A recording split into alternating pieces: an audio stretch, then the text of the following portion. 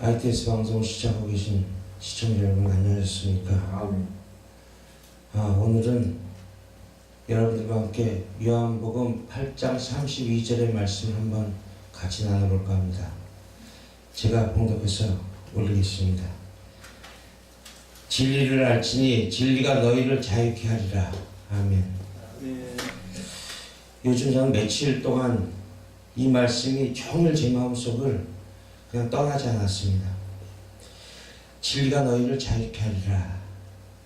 신앙생활을 하다 보면 그 과정에서 내 자신을 벗어나지 못하고 율법에 묶여서 어깨에는 수고하고 무거운 짐을 지고 쇠사슬에 묶인 채 세상 속에서 방황하며 나를 속박하는 말씀 속에서 벗어나고 싶다는 생각이 종종 들 때가 있습니다. 진리가 자유케 한다고 했는데 아직 자유롭지 못하다는 것은 진리를 품은 자가 되지 못하다는 증거겠죠. 그럼 어떻게 하면 과연 진정 자유롭게 되는 것일까요? 그게 항상 저에게는 큰 숙제였습니다. 오늘은 여러분들과 함께 그 문제에 대해서 다 함께 고민하는 시간을 가져보려고 합니다. 몇 날 며칠을 굶주렸던 어떤 어부가 아주 절실한 마음으로 물에다 그 그물질을 하고 있었습니다. 그런데 좀처럼 그물에 걸리는 물고기가 없었습니다.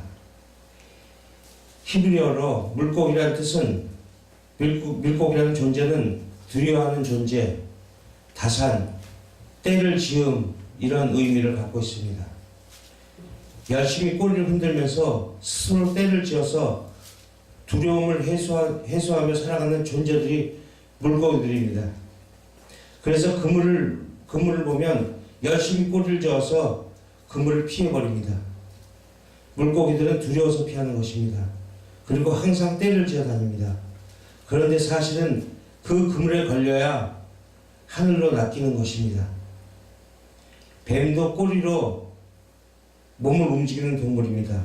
그래서 뱀을 유리나 얼음판에 갖다 놓으면 어쩔 줄 몰라 합니다. 뱀은 반드시 땅이 필요합니다. 그래서 창세기에서 뱀은 평생 흙을 먹을 것이라고 하는 것입니다. 그들은 모두 꼬리를 잘리고 하늘의 그물에 걸려야 비로소 살 수 있는 존재들이 되는 그 모형을 그리고 있는 것입니다. 바로 여러분 그리고 나, 우리들의 이야기입니다.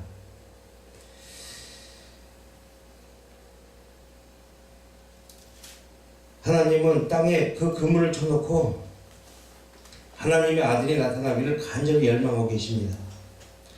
바울이 그것을 피조물들의 열망이라고 그려놓았습니다.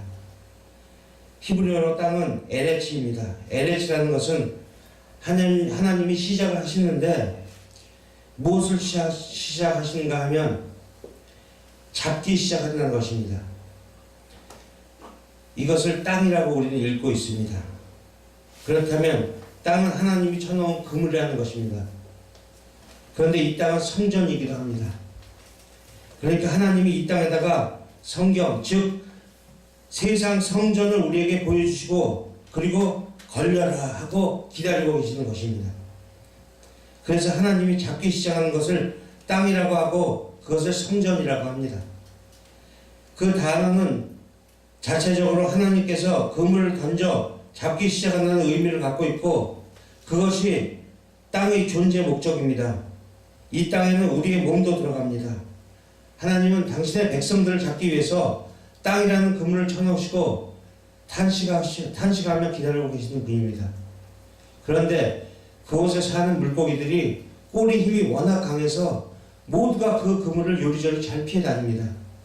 그러한 물고기들이 세상을 기품이라고 합니다.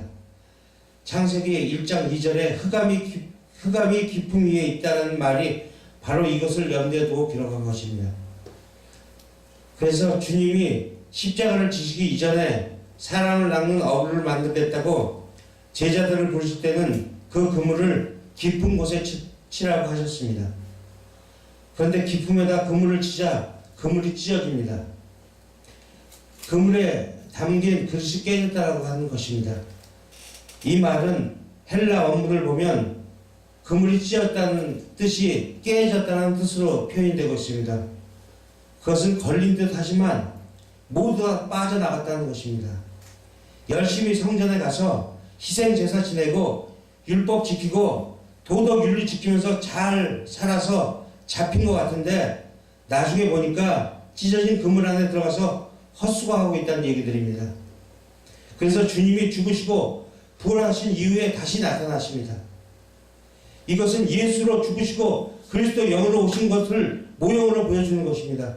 그때 다시 그 자리에서 제자들을 부릅니다.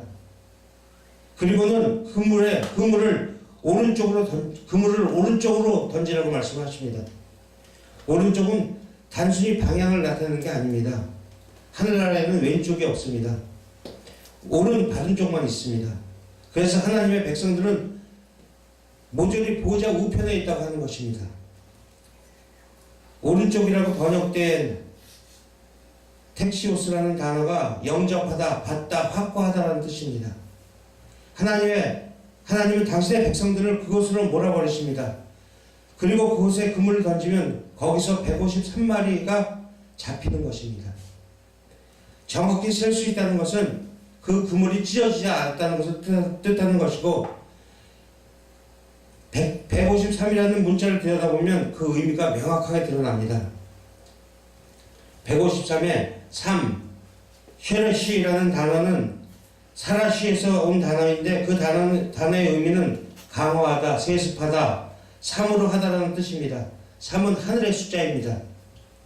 복음이 아브라함에서 이삭에게로, 이삭에서 야곱으로 흘러내려 점점 분명하게 우리에게 계시가 됩니다. 이것을 복음의 강화라고 이렇게 얘기들을 하고 있습니다. 그래서 야곱에게서 어떻게 이루어지는가 하면 환도뼈가 부러져서 바울이 로마서에서 얘기하는 그 영적 이스라엘로 완성이 되는 것입니다. 야곱의 뜻이 강도, 하나님의 말씀을 엉뚱하게 쓰는 자, 발목을 잡는 자라는 뜻입니다. 그래서 바리새인들이 열심히 말씀을 잘못 써서 율법으로 가르치고 있던 그 성전을 예수님은 강도, 도적의 구렬이라고 그렇게 한 것입니다.